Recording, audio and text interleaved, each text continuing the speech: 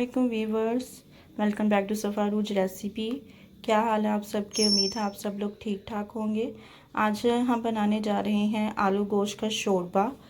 ये जो हम एक रवायती तरीके से बनाएंगे मिट्टी की हांडी में। इस गोश्त को हम वेट नहीं लगाएंगे, ये उसी तरह ही पकेगा मिट्टी की हांडी में। और यकीन माने ये बहुत ही लजीज और मज़ेदार होता है।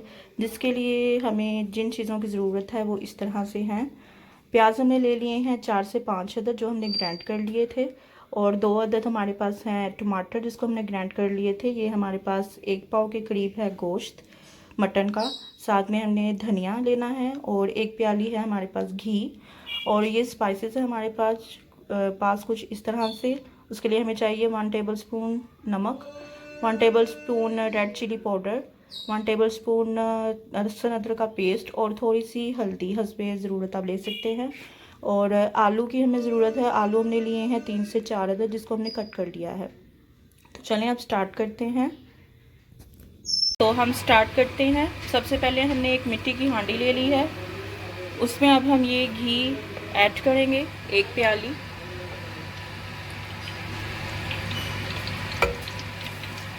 घी गर्म होने के बाद हम इसमें डालेंगे जो हमारे पास ऑनियन ग्राइंड किए हुए हैं। घी गर्म हो चुका है। अब हम इसमें अपने जो ऑनियन ग्राइंड किए हुए थे वो हम डालेंगे और इसकी भुनाई करेंगे ऑनियन की।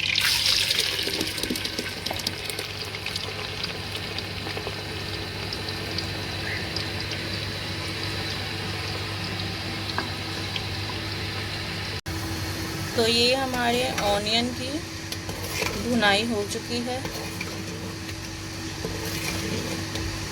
थोड़ी सी और हम इसको भुनाई करेंगे और उसके बाद हम इसमें डालेंगे टमाटर का पेस्ट।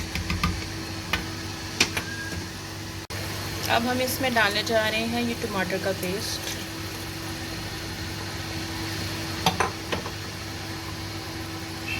इसके बाद हम इसे 2 मिनट के लिए इसकी भुनाई करेंगे।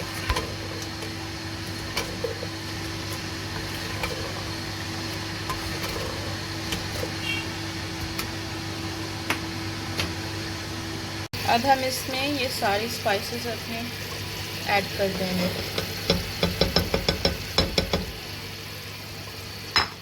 और हम इसकी अब भुनाई करेंगे।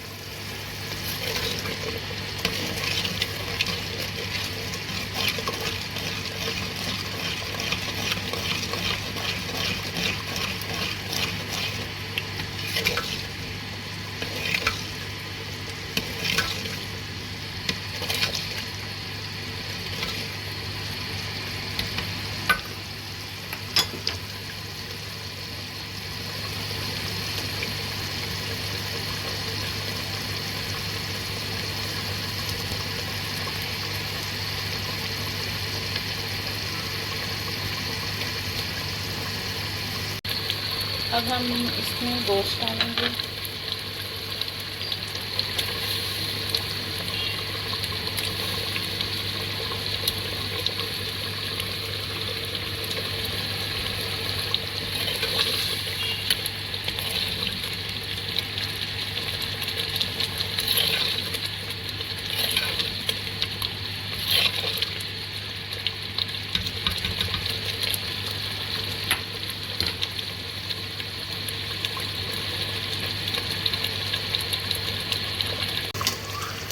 गोश्त डालने के बाद हम इसकी भुनाई करेंगे अच्छी तरह से।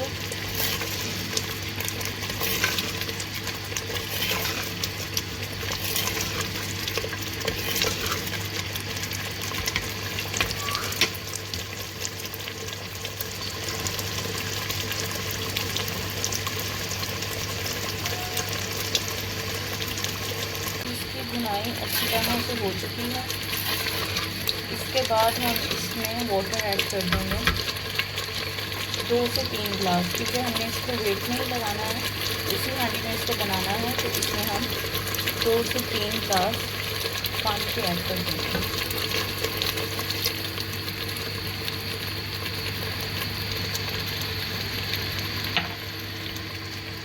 3 गिलास वाटर ऐड करने के बाद अब हम इसमें ढक्कन रखकर इसको आधे घंटे के लिए इसको पकाएंगे। घंटा हो चुका है। अब देखते हैं कि गोश्त गल गया है।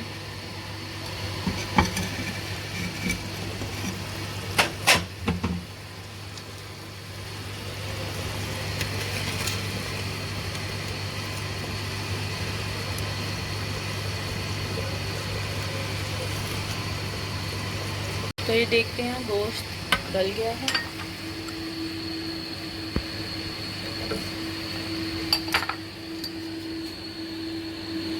ये देखिए अच्छी तरह से ये गोश्त गल चुका है।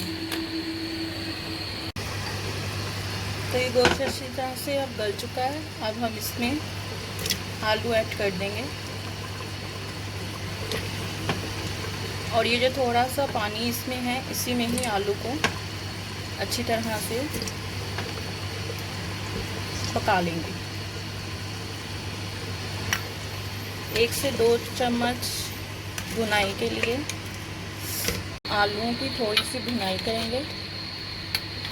उसके बाद ये जो पानी है इसमें थोड़ा सा, इसी में ही आलू हमारे अच्छी तरह से पक जाएंगे। ये अब हम देखते हैं आलू भी अच्छी तरह से गल चुके हैं।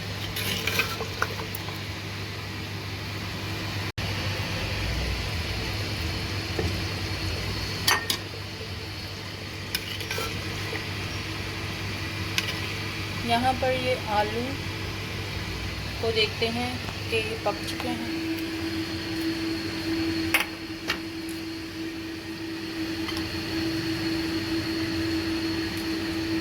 आलू अच्छी तरह से कुक हो चुके हैं।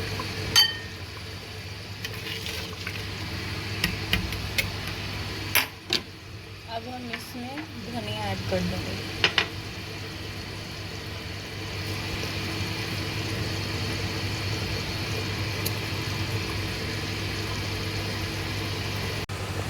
धनिया ऐड करने के बाद इसको 5 मिनट के लिए छोड़ देंगे। ये है जी हमारी आज की रेसिपी। अगर आपको मेरी ये रेसिपी पसंद आई है तो चैनल को लाइक करें, शेयर करें एंड सब्सक्राइब करें। तो चलती हूँ, दुआओं में याद रखिएगा। तब तक के लिए अल्लाह हाफिज़।